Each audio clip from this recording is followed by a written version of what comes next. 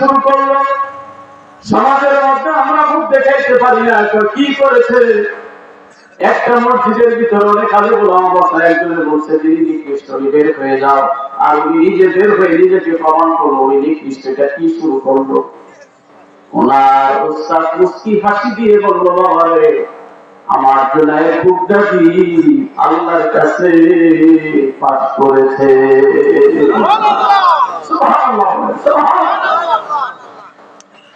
এইভাবে নিজেকে গোপন রাখতে হবে।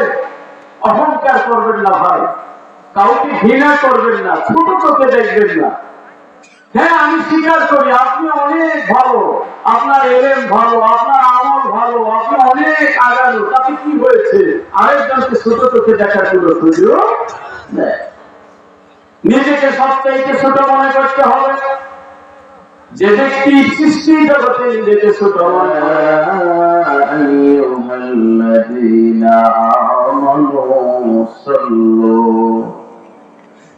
صلوا عليه وسلموا تسليما اللهم صل على سيدنا مولانا محمد وعلى آله سيدنا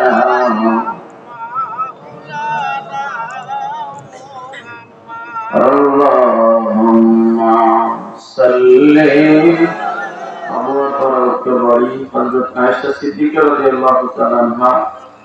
মহিলা মাদ্রাসা ও যুব সমাজের উদ্যোগে আয়োজিত আজকের এই দ্বিতীয় বার্ষিক ওয়াজ মাহফিলের সম্মানিত সভাপতি জনাব আলহাজ মোহাম্মদ গোলাম মুস্তাফা সাহেব, বিশিষ্ট ব্যবসায়ী শ্রীবর্তী শেরপুর, প্রধান অতিথি জনাব মোহাম্মদ মাহমুদুল হক উমের সাহেব, সাবেক সংসদ সদস্য শেরপুর, উদ্বোধক জনাব মোহাম্মদ আব্দুর রহিম দোলাল, প্রিয় মেহমান জনাব মোহাম্মদ আব্দুল্লাহ রহমান দোলাল, প্রিয় অতিথি জনাব মোহাম্মদ ফরিদুজ্জামান খান সাহেব সহ সম্মানিত বিশেষ অতিথিবৃন্দ। আজকের এই বসাটা এমন হতে পারে, যদি আল্লাহ কবুল করে, যে আবহাওয়া উত্তর বাড়ির ওই মাদ্রাসার সঙ্গে ও মাঠে কনকনাটি কুয়াশার পানি পড়তেছে। এই অপেক্ষা করে তোমরা যারা বসেছিলে, আমি আল্লাহ তোমাদেরকে মাফ করে দিলাম। আল্লাহ পারে কি পারে না? ফিরানোর মতো ক্ষমতা কারো আছে? আছে? ইন্নাল্লাহা গফুরুর রাহিম।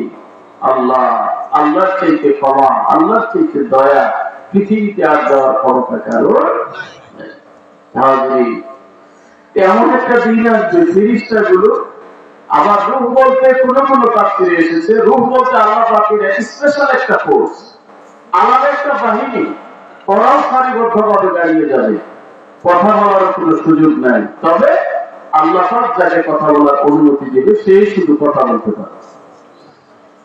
কোরআনুল কারীমের সূরা ইয়াসিন, আমার ভাই আপনি যদি পড়েন সেখানে দেখবেন আল্লাহ পাক অন্যত্র আবার বলেছে, আল-ইয়াওমা নাখতিমু আলা আফওয়াহিহিম ওয়া তুকাল্লিমুনা আইদিহিম ওয়া তাশহাদু আরজুলুহুম বিমা কানু ইয়াকসিবুন। আল্লাহু আকবার। আমার ভাই রব্বুল আলামিন বলেন, এমন একটা দিন আসবে যেই দিন আমার আল্লাহ বিচারের মসনদে বসে যাবে। মানুষগুলো আমরা আশার কাতারে থাকবো। সেই দিন আল্লাহ বলেন, আমি তোমাদের মুখের মধ্যে মোহর মেরে দিব, মুখটাকে আমি আল্লাহ আটকে দিব, তোমার হাতগুলো কথা বলতে থাকবে, তোমার শরীরের অঙ্গ প্রত্যঙ্গ গুলো কথা বলতে থাকবে, পা গুলো সাক্ষী দিবে কোন দিন কোন মুহূর্তে কোথায় তুমি কি করেছো। ফাঁকি দেওয়ার কোন সুযোগ সেই দিন কারোর থাকবে না। ঠিক না? ঠিক হয়। এই জন্য আজকে এই কনফারেন্স উপেক্ষা করে পায়ে হেঁটে হেঁটে গাড়ি দিয়ে যেভাবে চলেছেন, আজকে মা ফিরে এসেছেন, আল্লাহর কসম করে বলি ভাই রে, আপনার আমার প্রত্যেকটা কদম আল্লাহ পাকের কুদরতের ফেরেশতারা এগুলা রেকর্ডিং করে ভিডিও করে আল্লাহ রাব্বুল আলামিনের কাছে পৌঁছায়া দিবে। অপরপক্ষে এটাও জেনে রাখেন, ও আমার সভ্যের রক্তওয়ালা যুবক ভাইরা, তুমি পা দিয়ে হেঁটে হেঁটে কত গানের অনুষ্ঠানে যাও, আজকে কত মহল্লায় মহল্লায় রাস্তার মোড়ে মোড়ে দোকানগুলোতে ফ্রি ভাবে মানুষ সিনেমা দেখাইতেছে, নাটক দেখাইতেছে, চা বিক্রির নামে টিভির পর্দায় কত রং বেরঙের নাচ গান বাজনা দেখাইতেছে। কত যুবক বৃদ্ধ মানুষগুলো ঘন্টার পর ঘন্টা সেদিকে তাকায় আছে, বসে আছে, তারাও তো পা দিয়ে হেঁটে হেঁটে সেই পর্যন্ত গিয়েছে। আমি বলবো ভাইরা, আল্লাহর কোরআন যদি বিশ্বাস করেন, কালকে আমাদের ময়দানে আপনার পা সাক্ষী দিবে আমি হেঁটে হেঁটে ওই টিভির দোকান পর্যন্ত গিয়েছি। আমার যে লোকগুলো হেঁটে হেঁটে কোরআনের বাগানে এসেছে, এই পা গুলো আল্লাহর কাছে সাক্ষী দিবে, আল্লাহ আমরা হেঁটে হেঁটে ওলামায়ে কেরামের মুখ থেকে কোরআনের বাণী শোনার জন্য গভীর রাত পর্যন্ত বসে থেকেছি। এই জন্য আমার আল্লাহ বলেন, اليوم نختم على أفواههم وتكلمنا أيديهم وتشهد أرجلهم بما كانوا يكسبون। এই পৃথিবীর মানুষের এমন একটা দিন আসবে, যেই দিন আমি আল্লাহ তোমাদের মুখটাকে আটকায় দিব, তোমার হাত কথা বলতে শুরু করবে। আজকে দুনিয়াতে হাতে কন্ট্রোলিং পাওয়ার আমার কাছে আছে, আমি যেভাবে যা বলি তাই করে, কিন্তু সেই দিন হাত আমার দেহে থাকবে, আমার বলিতে থাকবে, কিন্তু এটার কন্ট্রোল পাওয়ার চলে যাবে মাহবুবের কাছে।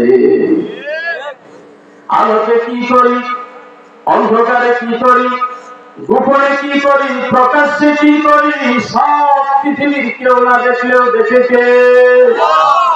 আমার এমন কতগুলো অপরাধ আছে, আমার ঘরের ভিডিও জানে না, আমার ছেলেও জানে না, আমার মেয়েও জানে না, আমার বাবাও জানে না, সমাজের কোন লোক জানে না, কোন গোয়েন্দা সংস্থার কোন সদস্য জানে না, কিন্তু যিনি জানা তিনি তো জানেন। আল্লাহ কোরআনে বলেন, কাতিবিনা ইয়ালামুনা মা তাফআলুন। কেউ যদি তোমার খবর না রাখে, আল্লাহর পক্ষ থেকে কুদরতি দুইজন রাইটার, একজন ডান কাঁধে একজন বাম কাঁধে, দুইজন সব সময় আপনার আমার কর্মগুলো লিখে যাইতেছে, ফাঁকি দেওয়ার কোন সুযোগ নাই। এই জন্য বলি ভাই, সময় থাকিতে করো উন্নতি সাধনা, সময় চলিয়া গেলে আর পাওয়া যাবে না।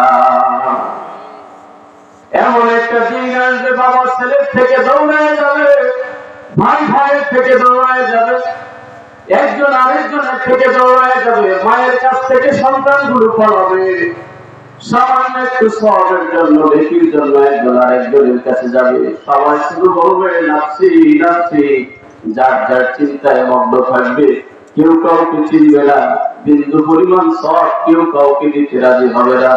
এমনকি এটাও বলে ফেলবে, দুনিয়াতে আমার কেউ ছিল না, কেউ ছিল না। আমার ভাই, এখান থেকে আমাদের কিছু অর্জন করে নিয়ে যাওয়ার সময়, ঠিক না?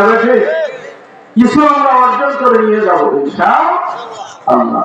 সম্মানিত হাজির, তাহলে হাতে কি করলাম, পায়ে কি করলাম, সব কিছু জমা হয়েছে কার কাছে? কার কাছে? আল্লাহর কাছে সব জমা হয়েছে। চেষ্টা করবো, বুখারী শরীফে হাদিস খানা এসেছে, বুখারী শরীফে হাদিস খানা এসেছে, আমার নবীজি বলেন, আল মুসলিমু মান সালিমাল মুসলিমুনা মিন লিসানিহি ওয়া ইয়াদিহি। ওই ব্যক্তি প্রকৃত মুসলমান, যার হাত এবং জিহ্বা থেকে আরেকটা মুসলমান নিরাপদে থাকে। দুইটা কাজ করবো ভাই, ওরা বেশি করবো না। আমাদের অতিথি, প্রধান অতিথি, একবার আমরা ঘোষণা দিচ্ছি, কি বলে ঠিক না?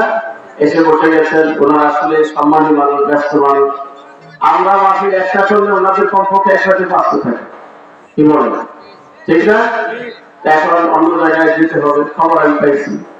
যাই হোক, কথা এখানে রাখলাম, এরপর মেহমান চলে যাওয়ার পরে আমরা কবুল করলাম, বাকি কথা হবে ইনশাআল্লাহ। আলহামদুলিল্লাহ। সম্মানিত উপস্থিতি, আমাদের এমপি মহোদয় জনাব মোহাম্মদ মাহমুদুল্লাহ রুবেল, সাবেক সংসদ সদস্য শেরপুর, তিনি অন্য আরেকটা জায়গায় মাহফিল থাকা সত্যি এই কারণে আমাদের কাছে সময় চেয়েছেন। তো সম্মানিত উপস্থিতি, আমি আমাদের এমপি মহোদয়কে তার মূল্যবান বক্তব্য পেশ করার জন্য সবাইকে অনুরোধ জানাচ্ছি।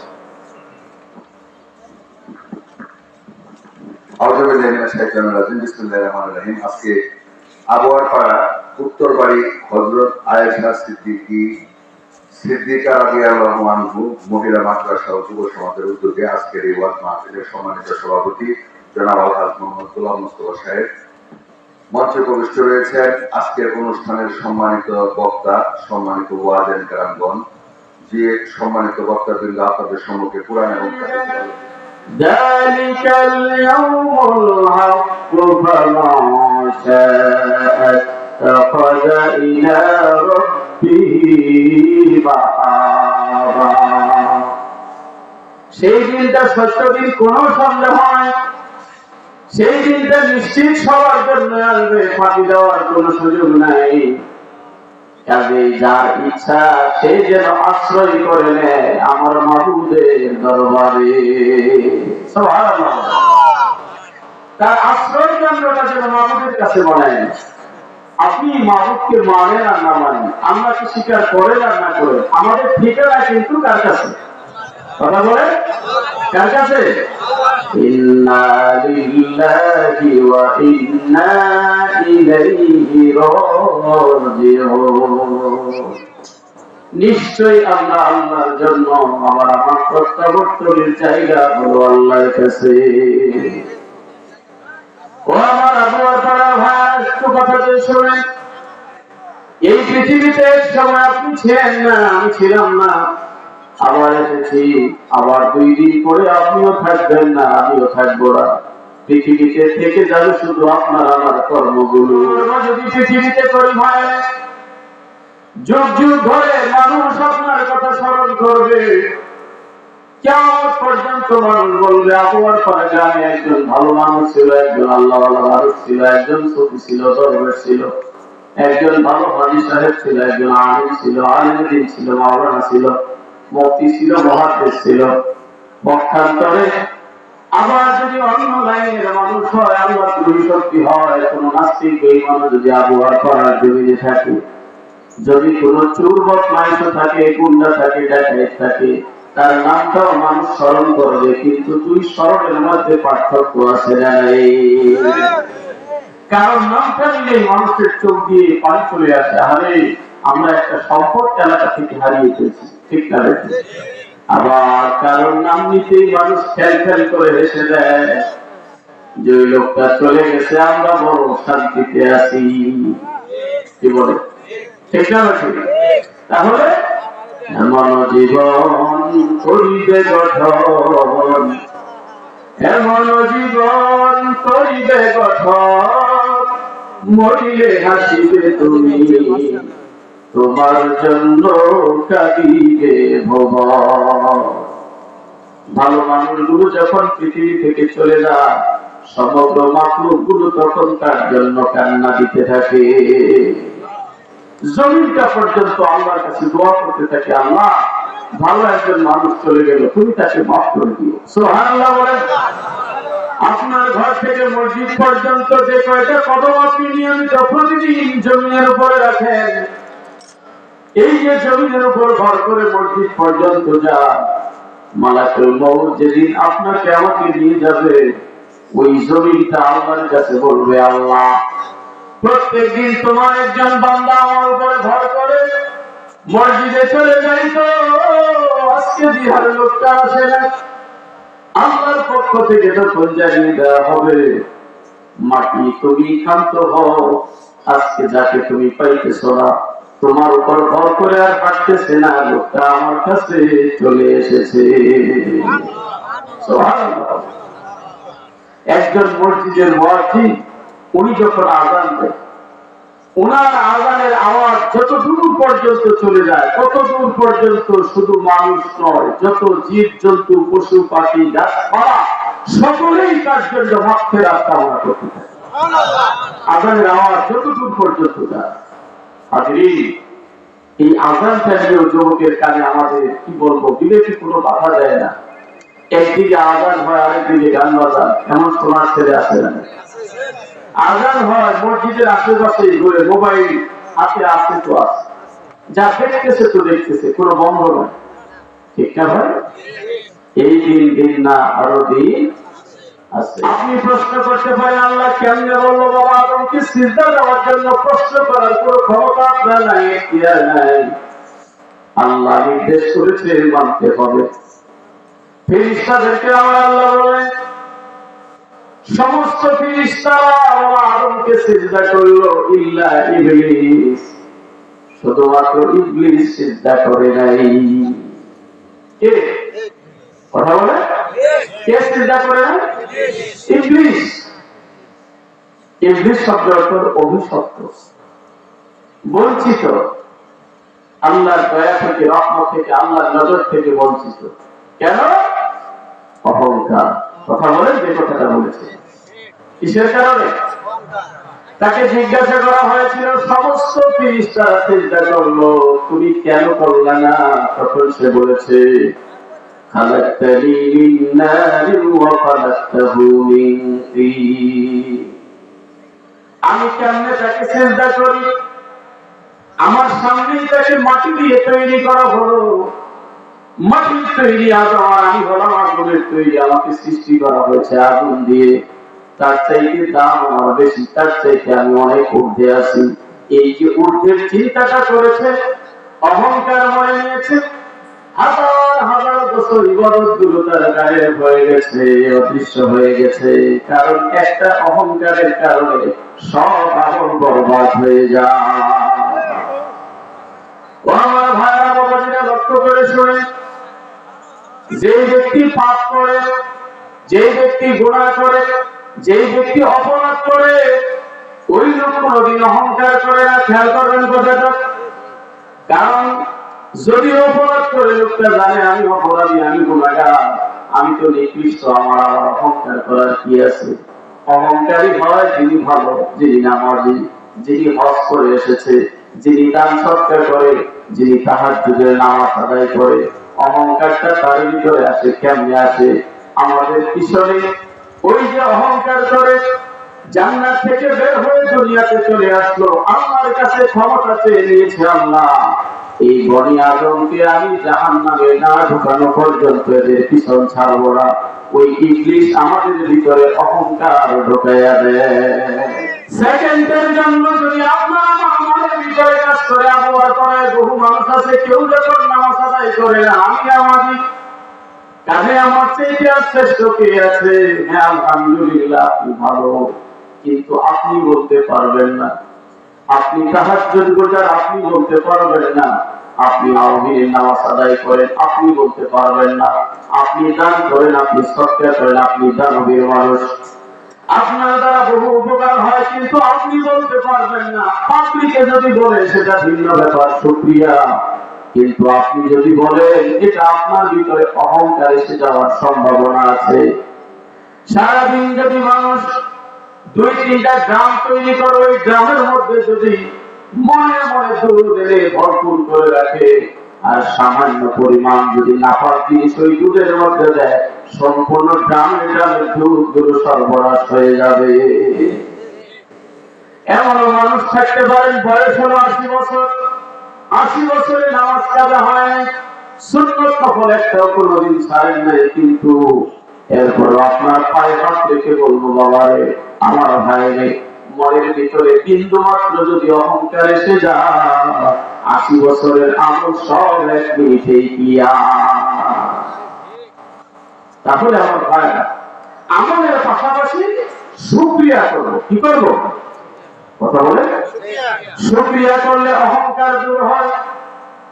হ্যাঁ, এটা সব লাইনেই হতে পারে। আমি আলেম হয়েছি, আমি বক্তা হয়েছি, আমি যদি মনে মনে ভাবি আমার চাইতে ভালো বক্তা আর জগতে কেউ নাই, আমার কথা মানুষ যেভাবে শোনে আর কারোরটা শোনে না। আমি কথা বললে মানুষ বসে থাকে, এটাও যদি আমার ভিতরে কাজ করে তাহলে আমার ভিতরে এক প্রকার অহংকার এসে গেল। এটা দিনের জন্য কোনো লাভ হবে না, বরং আমাকেও মনে করতে হবে আমি কিচ্ছু না, আমি কিচ্ছু না, আমি কিচ্ছু না। তবে লোকে যদি ভালো বলে বড় বলে, এটা আল্লাহ পাকের একটা দয়া। ঠিক আছে ঠিক ভাই? এই জন্য নিজেকে কি মনে করতে হবে? আমি কিচ্ছু না। মনে থাকবে কথাটা?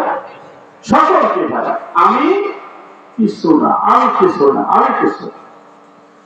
দয়াল নবী রাহমাতুল লিল আলামিন নিজেও আল্লাহর কাছে দোয়া করতেন, আল্লাহ আপনি আমাকে আমার চোখে ছোট বানায় দেন। সুবহানাল্লাহ বলেন।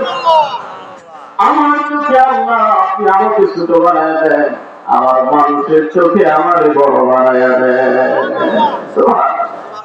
এই দোয়াটা হিকমতটা কি জানেন? আমি যেন কখনো আমাকে খুব বড় মনে রাখি। এই জন্য নবীজি কোথাও চলতে গেলেন, সাহাবায়ে কেরামের সাথে যদি চলতেন, নবীজি মাঝখানে থাকতেন, কখনো সামনে কখনো পিছনে। আমাদের নেতা নেত্রীরা যে সবসময় শুধু সামনে থাকে, আমার রাসূলের চলন এমন ছিল না, মাঝামাঝি থাকতেন। উদ্দেশ্য কি জানেন? উদ্দেশ্য হলো মানুষ যেন আমাকে বিশেষ কিছু মনে না করে। লাইনের মাঝখানে থাকতেন, কখনো পিছনে থাকতেন, অন্যদেরকে সামনে আগে দিতেন। আগে আগে যেতে হবে, আগে আগে যাই আমাকে পরিচয় হতে হবে, এমন ধারণা আমার নবীর ভিতরে কখনো কাজ করে। হাওয়ায় চলে কলের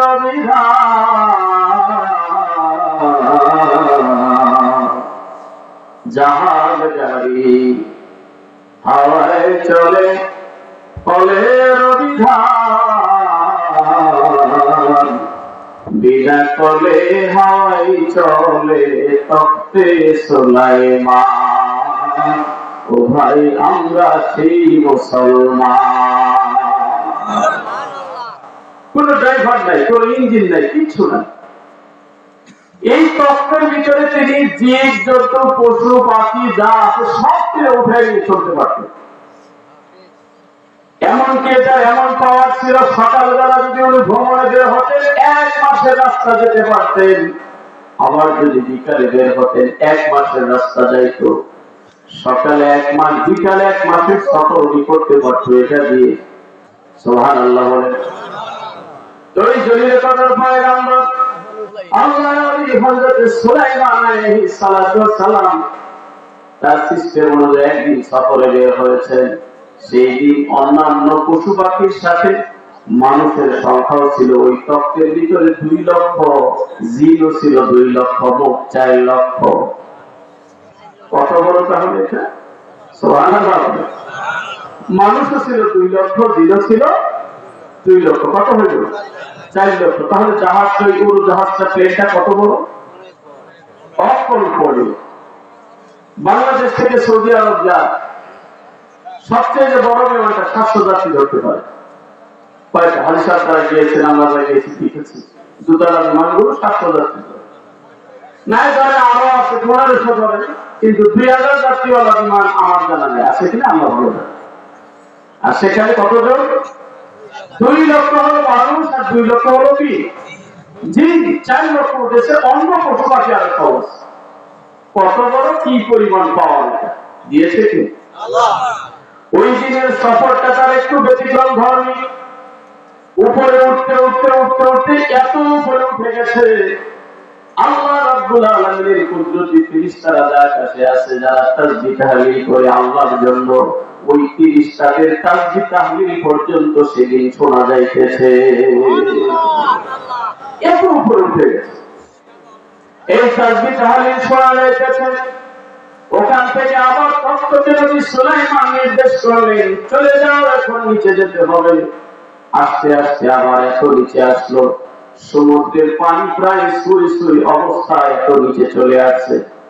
এই মুহূর্তে অদৃশ্য থেকে একটা ঘোষণা আসলো, রে জিন সম্প্রদায়, রে মানব সম্প্রদায়, তোমরা যারা এখানে আছো, এই যে নবী সুলাইমান একটা তখ্তের উপরে উঠে এত দূর পর্যন্ত উঠলো, আবার নিচে নামলো। সেকেন্ডের জন্য যদি ওনার মনে কোনো অহংকার থাকতো, আমি যত উপরে উঠাইছি তত নিচে আমি তারে নামায়া দিতাম।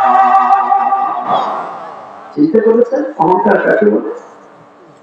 এই জন্য লৌকিকতা, রিয়া, বরত্ব, অহংকার এগুলো বড় খারাপ জিনিস। আপনি মসজিদ করেছেন, মসজিদের জন্য খেদমত করেছেন, মাদ্রাসার জন্য খেদমত করেছেন, রাস্তাঘাটের জন্য খেদমত করেছেন, আলহামদুলিল্লাহ। আল্লাহ যদি কবুল করি সবটাই জারিয়া ছিলে, আল্লাহ বিপদের দিনে আপনাকে আমাকে মাফ করে দিতে পারে কি পারে না? দুনিয়ার জীবন সেকেন্ডের কোনো ভরসা নাই। গত শুক্রবার 10:40 ঢাকায় আমি আমার ওয়াশরুমে ঢুকবো গোসল করার জন্য, দরজা শুনছি, শরীরটা একটু অসুস্থ। প্রথম ঢোকার সাথে আমার মনে হয়ে ভাবছি আমার মাথায় সমস্যা করছে, মাথা ঘুরে দিচ্ছে, হঠাৎ করে দরজাটা ধরে ফেলছে, অত না পড়ে যায় চেষ্টা করতেছে। এরপরে তাকাই দিয়ে আমার কিতাবের যে শোকেসে গ্লাস গুলো ফট করে কাঁপতেছে, আবার পানি পান করার যে গ্লাস এটা ধপ করে চলে গেল, তখন বুঝলাম যে কিছু হইতেছে। এরপরে গ্লাস খোলার পরে দেখি সর্বনাশ, মহিলা শিশুদের চিৎকার, কে কোন দিকে যাবে, মনে হয় যেন একটা কিয়ামত শুরু হয়ে গেছে। ভূমিকম্প মানুষ একটা শ্রেণী কিয়ামত, এগুলো আল্লাহ দিয়ে মানুষকে সংশোধন করে। ওই মানুষগুলো তো পৃথিবীতে বেঁচে থাকার কত স্বপ্ন তাদের ছিল। পুরান ঢাকাতে কিছু মানুষ মারা গেল, নরসিংদীতে বাবা এবং ছেলে দুইজন একত্রে মারা গেল, চলে গেল। জুমার দিন তাদের নিয়ত ছিল হয়তো জুমার নামাজ আদায় করবে, ঠিক না? ইযা যুলজিলাতিল আরদু জিলজালাহা ওয়া আখরাজাতিল আরদু আথqalaha ওয়া ক্বালাল ইনসানু মা লাহা ইয়াওমাইযিন তুহাদ্দিসু আখবারাহা। আল্লাহু আকবার। এমন একটা দিন আসবে ভাই রে, আপনি কিসের এত তামাশা, কিসের এত বাহাদুরি, কিসের এত রিয়া, কিসের এত অহংকার, কিসের কি?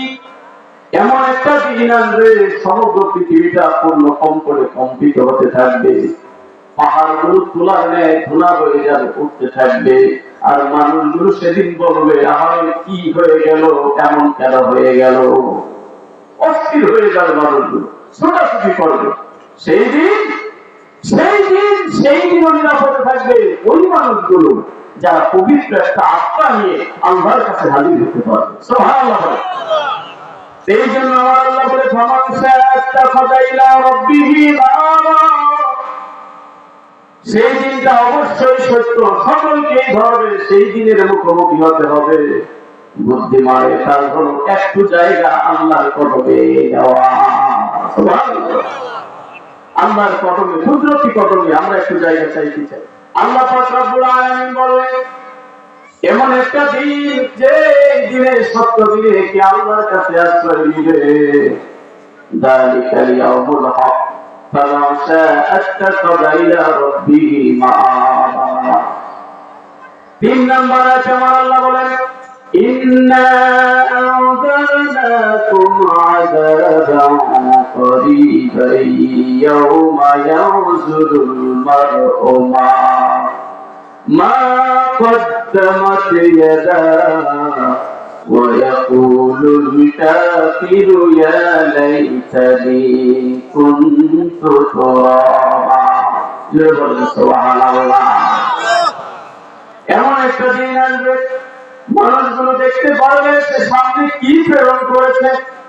সামনে বলতে কি, আজকের এই আবহাওয়ার পালার জমিনে বসে আমরা একটা মাহফিলে বসেছি, একটা নিয়ত জিকির আজকার হলো, তাসবিহ তাহলিল হলো, নবীজির উপরে দরুদ পড়া হলো, সালাম হলো।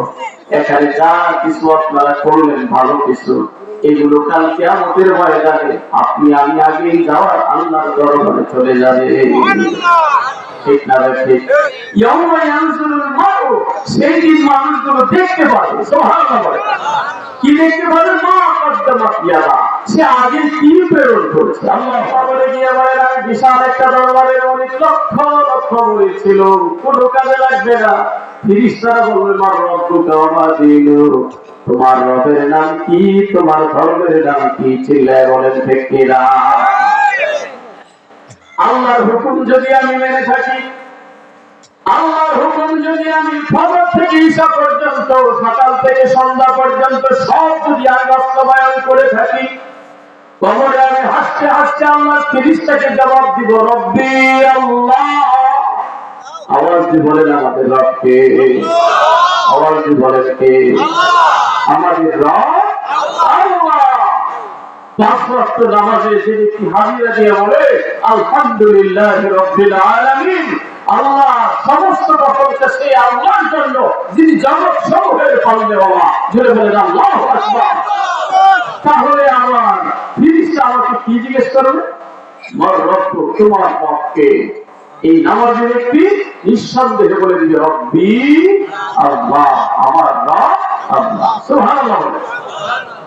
إن الذين قالوا ربنا الله ثم استقاموا تتنزل عليهم الملائكة ألا تخافوا ولا تهزنوا وأبشروا بالجنة التي كنتم توعدون। الله أكبر।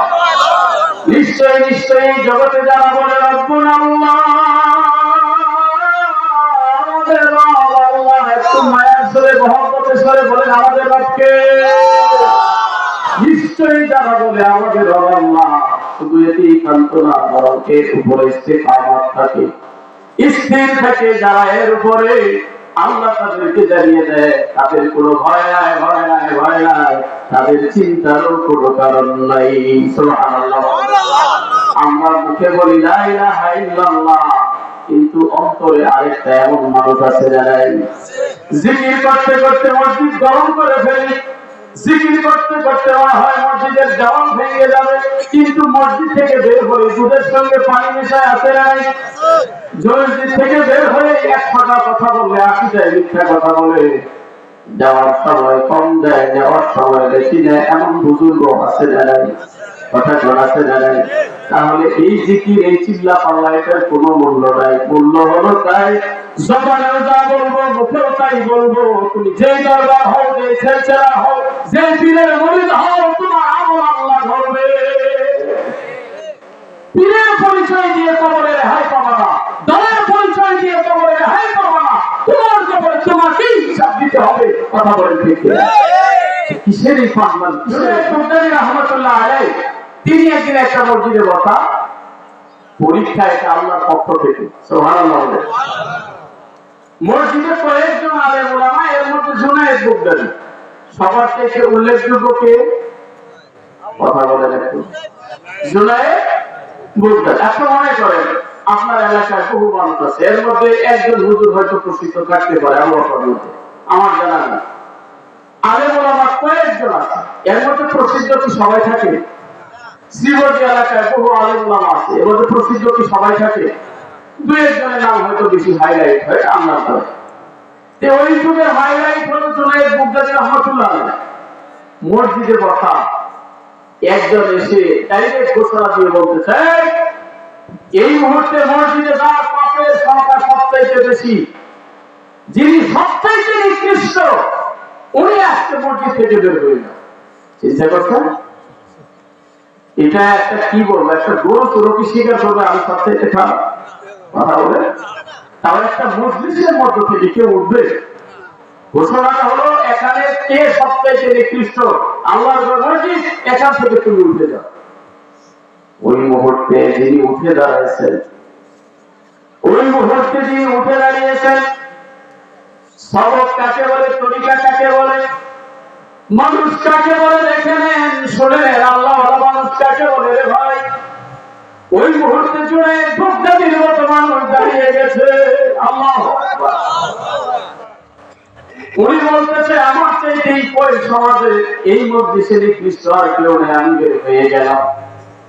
চিন্তা করেন, এমন জনায় বুগদারি যার দ্বারা আল্লাহ রাব্বুল আলামিন হাজার হাজার ইহুদিকে আল্লাহ মুসলমান বানিয়েছে। আর উনি কি স্বীকার করলো? এই মজলিসে আমার থেকে খারাপ করা চলি, আমি বের হয়ে যাই, ঠিকই বের হয়ে গেছে। মানুষটা কানাকানি শুরু করলো, কি ব্যাপার, এই লোকটা বের হওয়া, সবাই বের হতে দিল কেন, বিড়ি তুলে ধরুন করলো, হুজুরে কি করলেন, না বাবা ছেড়ে দাও। প্রশ্ন করা হয়েছে, হুকুম দেওয়া হয়েছে, যিনি নিকৃষ্ট বের হয়ে যাবে। আমি চিন্তা করলাম আমার চাইতে নিকৃষ্ট এখানে কেউ নাই, তাদের এই জন্য আমি বের হয়ে গেছি। ওনার উস্তাদ আল্লাহর স্ত্রী সেফটি রহমাতুল্লাহ আলাইহি ওনার কাছে খবরটা চলে গেল। লোকেরা যায় বলল, হুজুর আপনার জুনায়েদ এমন কি পাগলামি শুরু করলো, সমাজের মধ্যে আমরা মুখ দেখাইতে পারি না, কি করেছে? একটা মসজিদের ভিতরে অনেক আলে গোলাম অবস্থায় একজনে বলছে তিনি নিকৃষ্ট, বের হয়ে যাও। আর উনি নিজে বের হয়ে নিজেকে প্রমাণ করলো উনি নিকৃষ্টটা কি শুরু করলো।